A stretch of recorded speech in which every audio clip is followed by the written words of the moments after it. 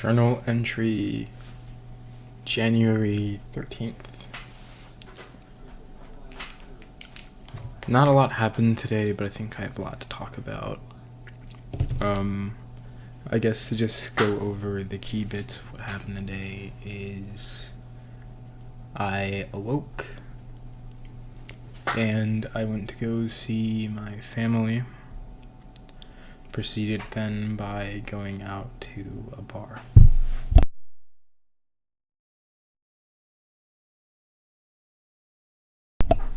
Yes, that means that for the third entry in a row, I am intoxicated.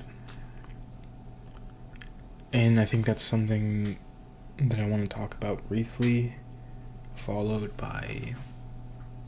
Well, I don't know. I guess I'll start with what happened today. I went to go see my family. I don't have a very strong familial bind, I suppose. I don't have a strong connection with my family. And I think that's mostly due with the way that I grew up. You know, I grew up apart from them for the most part. I didn't really interact with them much.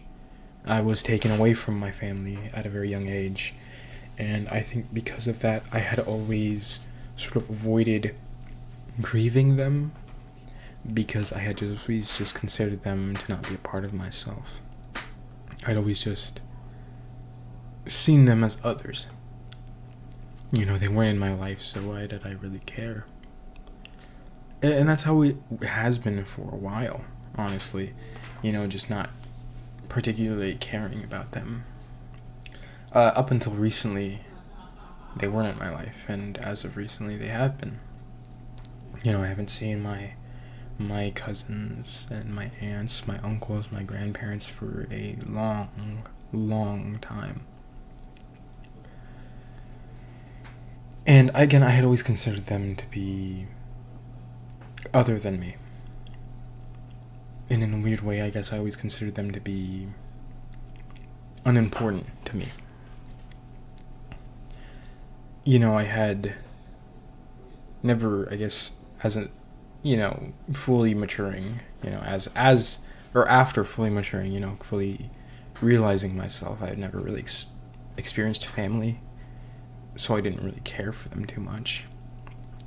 But my aunt and some of my cousins, two of them, are back in town. And I haven't seen these people for a long time. More than 8 years at least. And again, I'm 22, so that makes up a large chunk of my life.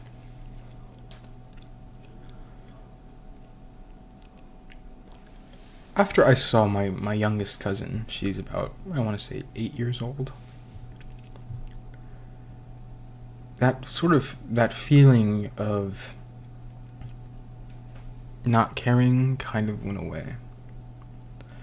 You know, I'd always thought, you know, if they died, I really wouldn't care. You know, if any of my family died, I really wouldn't care. It would be just another day for me. And maybe it's because I've always had this huge soft spot for children. I love children. I think that they are the sweetest of us. I think they are very kind, and there's something that we have to protect. So after meeting my 8-year-old cousin, and just interacting more with my family, it's just my aunt and my grandparents and my other cousin, but again, it particularly hit me after I met my 8-year-old cousin. That feeling of not caring went away. You know, all of a sudden, this little 8-year-old just became the most important thing ever.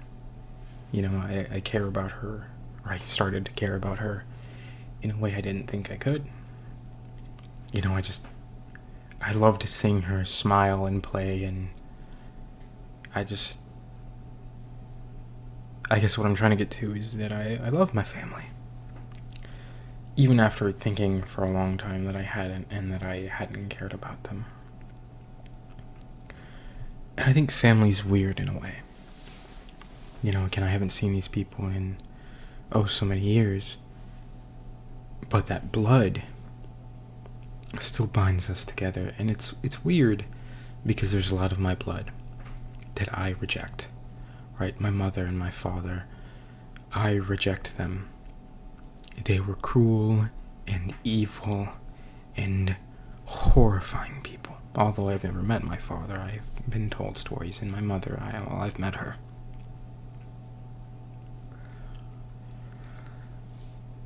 I reject them. And I thought I could reject the rest of my family, that I could live apart from them. But today,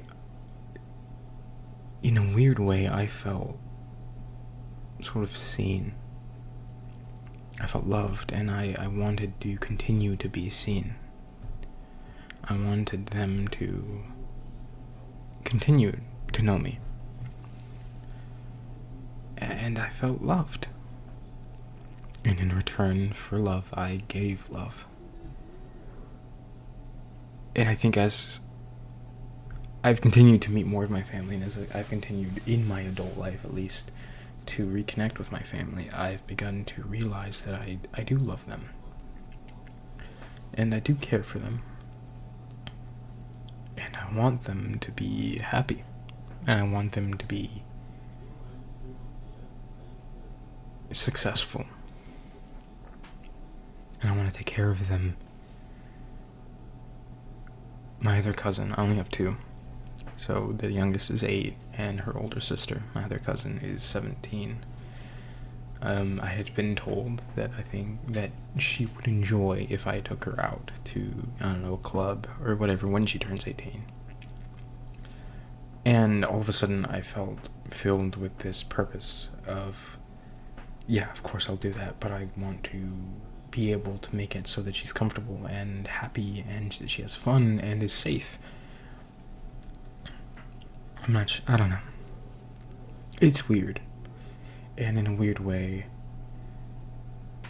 I'm not fully sure how to actualize these feelings. I'm not really sure how to...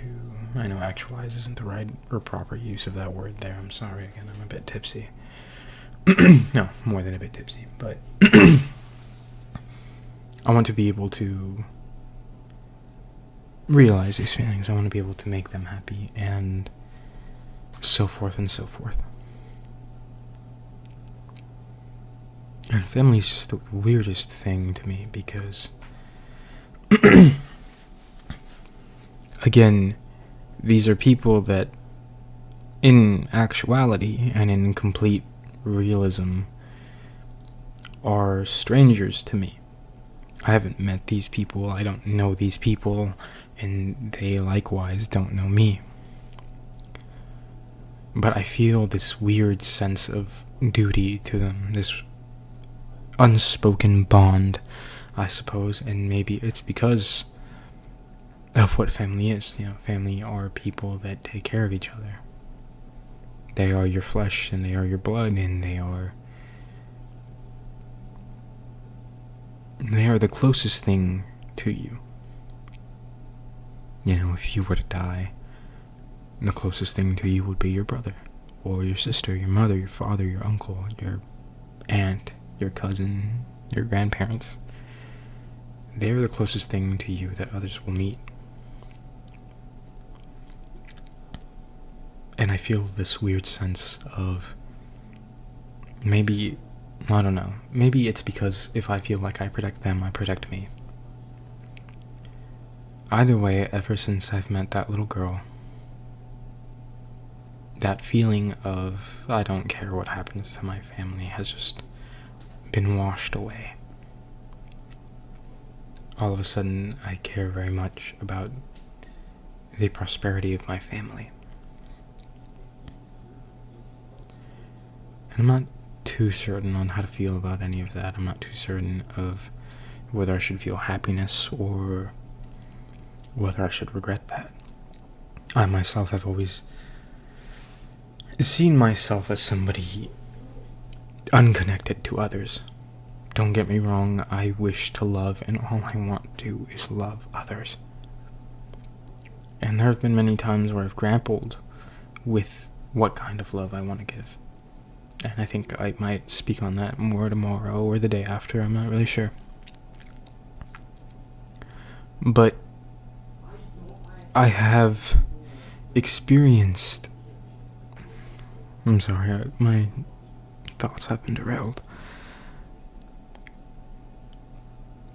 The point is, I've never really seen myself caring for others. You know, in the future, I don't see myself with a family. I see myself as the kind of man who goes to work and comes home to an empty home. You know, to an empty house with no laughter, no love, no children, no wife. And he pours himself up a glass of scotch or a glass of brandy and continues his work. And maybe that's my self-importance. I don't know. But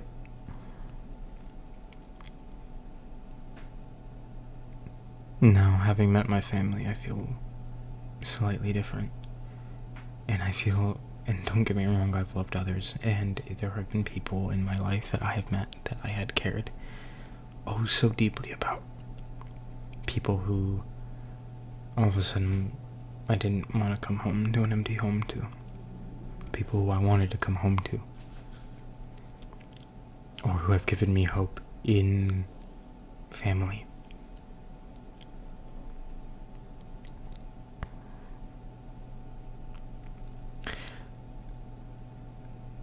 There was a girl that I loved very deeply. At least that's what I think I felt for her. What I feel for her. Either way, it was somebody that, if you would ask me to describe how I felt for her, I would say it was love. At one point, through our relationship, she had shared her family with me. I had met her brother and her sister-in-law and her nieces and her nephew, and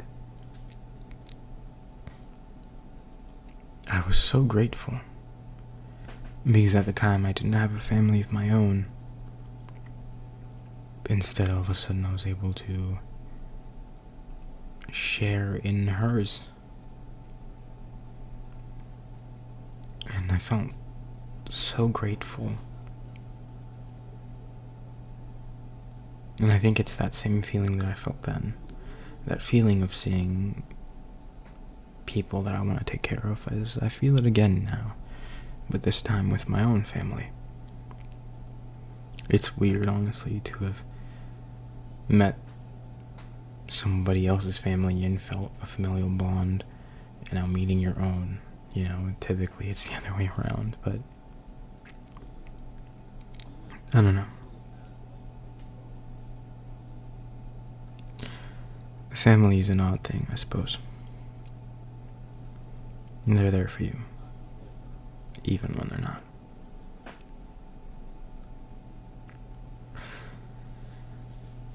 That's part one of family, and I guess the first thing that happened today. Like I briefly touched upon earlier, I've never had the best relationship with my mother. Again, I never had any relationship with my father, but my mother, I never had the greatest relationship with.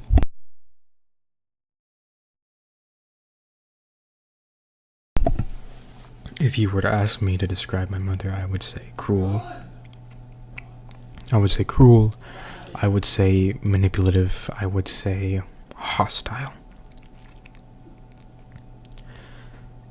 And for a long time, I've been trying to escape her. Both of them, my mother and my father. The ghost of my father and the physical presence and mental presence of my father. Not my father, sorry, my mother. And I thought I was doing a good job.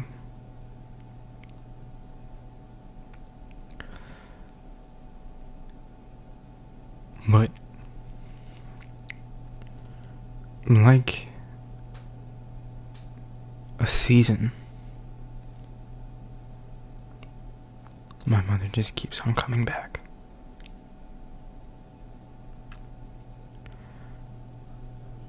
And I'm worried.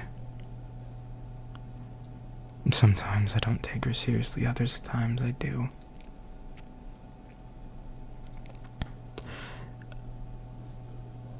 I just want to be free of her.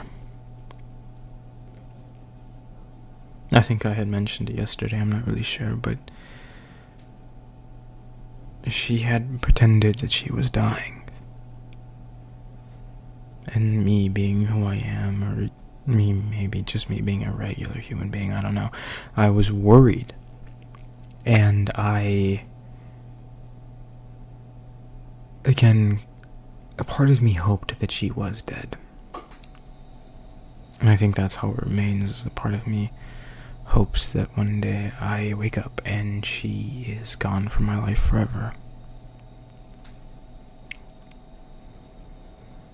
Because I don't want her tormenting me, and I don't want her tormenting anyone else in my future, because she has already tormented me and others before. I mean, do you have any idea how embarrassing it is to have to tell somebody that you're talking to have to talk to, somebody that you're talking to, and have to tell them that, hey, just a heads up, my mother is stalking me and now she's stalking you.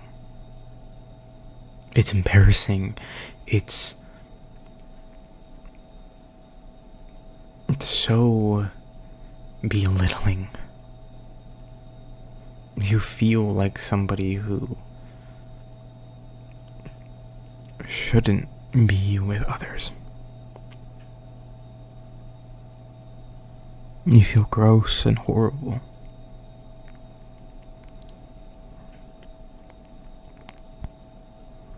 I don't know.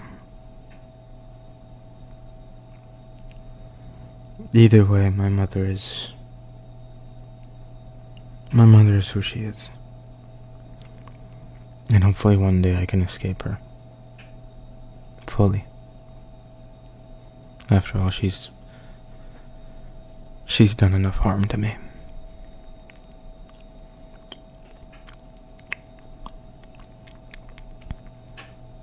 The next segment, I guess the next thing I want to talk about, isn't about family, it's about me, and it's about, I guess, love, or whatever you want to call it. As I mentioned earlier, that there was somebody who I cared for. Again, if you were to ask me now, I would say that I loved him. Very, very deeply. In fact, the image that you see on screen right now is by an artist I'm not really sure. I just found it on free art online, but it's a field of lavender. And lavender was her favorite flower. Anyway,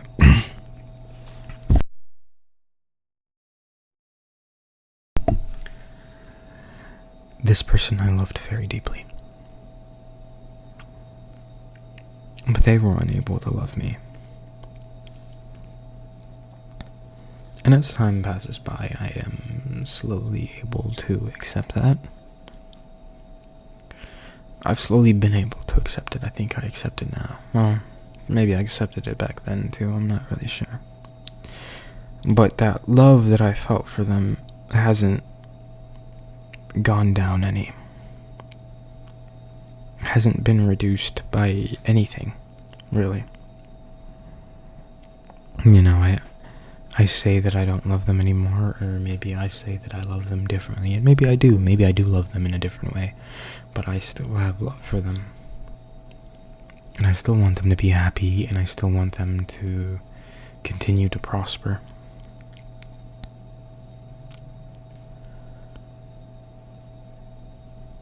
It's been 7 months since I last talked to him. Honestly, had you asked me a week ago, I would have said 8.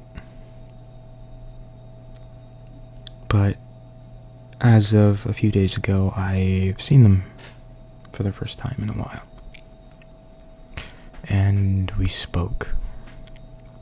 And it was very nice.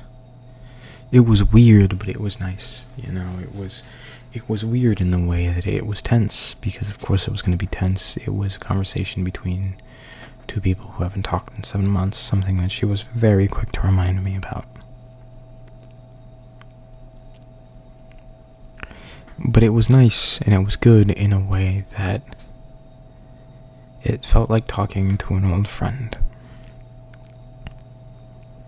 Because that's exactly what she was. She was somebody who probably knew more about me than anyone else. Somebody who I consider, even to this day, to be a good friend.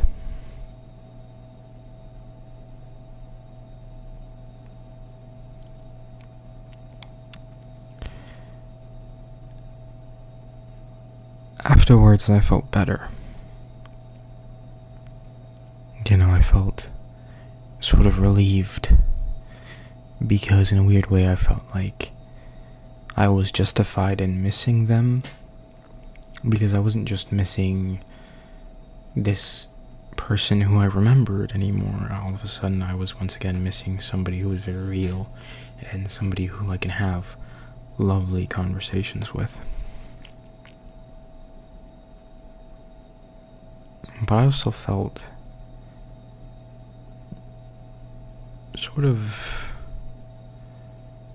freed by it. You know, don't get me wrong, I think I still miss them very much. And I think I will always miss them. After all, missing somebody is a part of healing, I suppose. But I feel in the kind of way that I'm not in the position, and I'm not the kind of person that I should be to be with them or to be with anybody. So for my own sake, I want to change. And again, that's kind of what inspired this whole audio journal thing, is this booklet of change. Booklet, is that the right word? This catalog of change. Journal of change. Me hoping that in 2 years, 3 years' time, I can look back at the first entry and think to myself, what a fool. And I hope, and you know what? No, I promise you. And of course I'm talking to myself when I say you. Anytime that I do, because I don't imagine anyone else going to be watching these or listening to them. But I promise myself that I will change.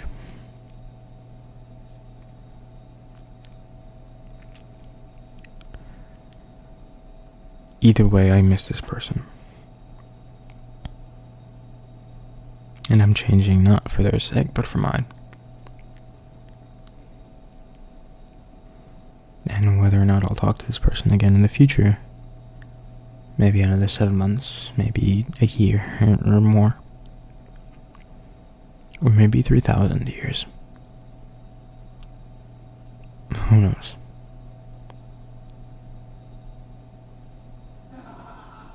Either way,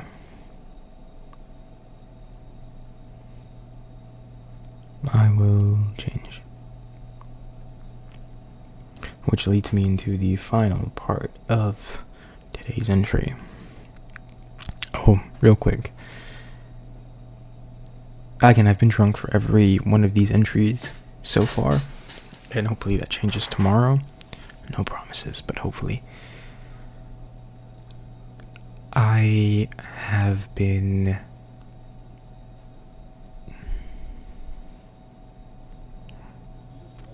ever since I've seen her, ever since I've seen them, ever since I've talked to them, I was drunk when I talked to her, to them, and I was drunk the day after, and the day after, and the day after, and today. I haven't had a sober night since, and I think that's kind of sad.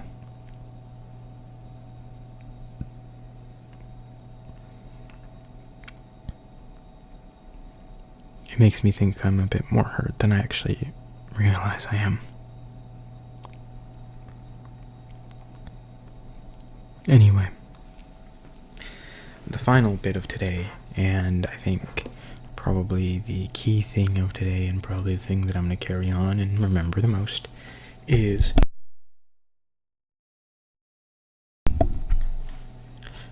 that I had gone to a bar. And again, keeping in with the theme of change, right? Keeping in mind that I want to change. I've come to realize that I don't have a lot of friends, and I've been trying to make new friends. Or, not trying to, but I've come to the sort of... I've begun a thing starting this week where every week I try to make a new friend. So hopefully every week I make one new friend. And I will do that by going to places and talking to people and doing X, Y, and Z. Now, of course, if you remember from yesterday's entry, I find it very difficult to talk to other guys. No, I don't find it impossible. I think I can make male friends. I have. Obviously, I have quite a few. But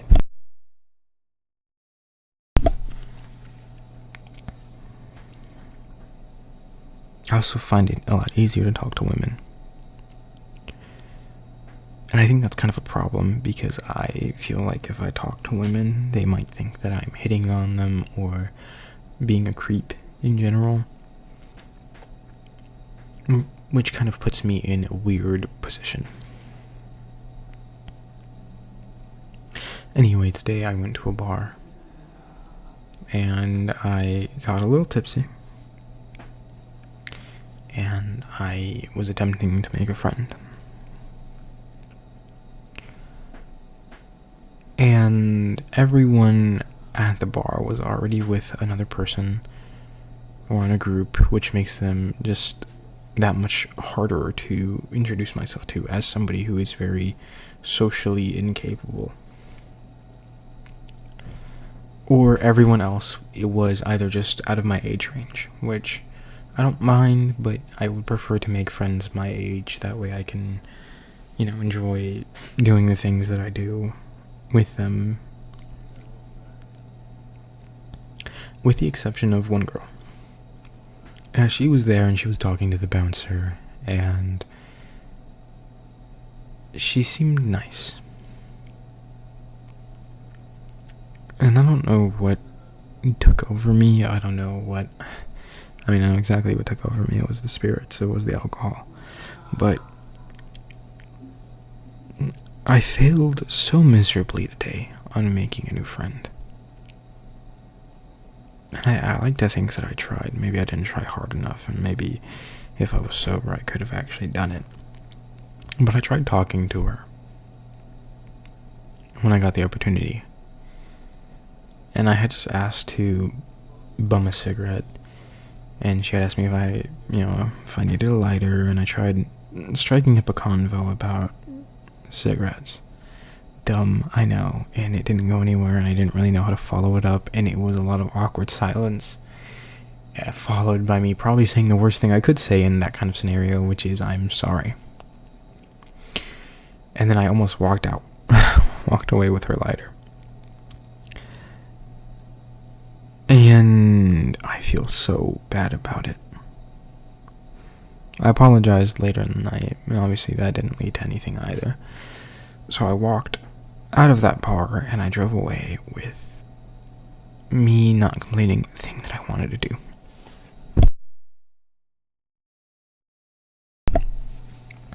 Which was make a friend. So as of today, I am still yet to make a friend. I know for a fact that I'm going to go back to that bar on Saturday. So hopefully then I can make a friend.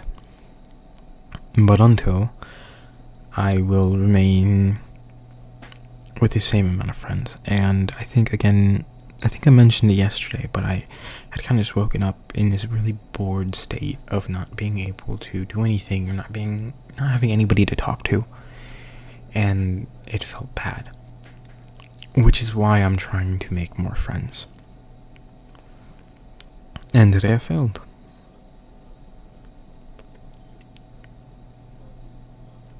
But maybe tomorrow. No, I know for sure not tomorrow, but maybe the day after. Or the day after that. Or the day after that. Either way, I still have some time before this week is over to make a friend. And I will try. And to that girl, although I know I'll probably never see her again, I am very sorry for how awkward that was. Again, I'm just trying to make a friend. And maybe I just wasn't meant to be your friend. Anyway, I guess that marks the end of the January 13th journal entry, because I really don't have much more to say about anything that happened today. Don't get me wrong, I have a lot much more to say about anything else. I can probably yap your ear off. In fact, I'm thinking one other thing right now, but I'll probably save it for tomorrow.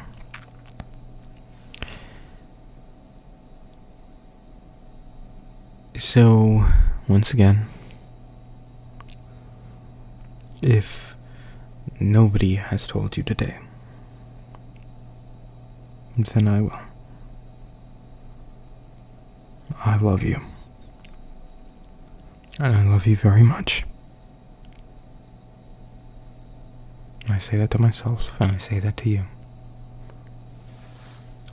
But for now, goodbye. I'll see you tomorrow.